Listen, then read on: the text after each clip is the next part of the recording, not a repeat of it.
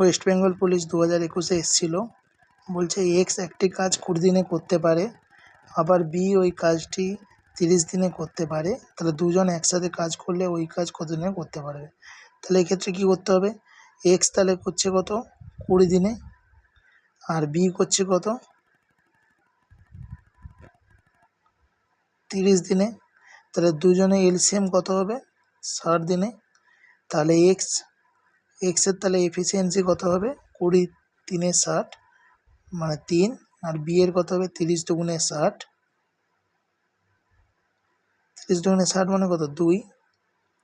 তাহলে দুজন একসাথে 5 ইউনিট করে, 5। তাহলে 60 ইউনিট করতে তাদের কত সময় লাগবে, কত দিন লাগবে? তাহলে 5 দিয়ে ভাগ করব, 5 দিয়ে কাটাকাটি করলে 5 কে 5, 5 দুগুণে 10 সমান 12 দিন। তাহলে বুঝতে পেরেছ? তাহলে ডি হচ্ছে সঠিক উত্তর।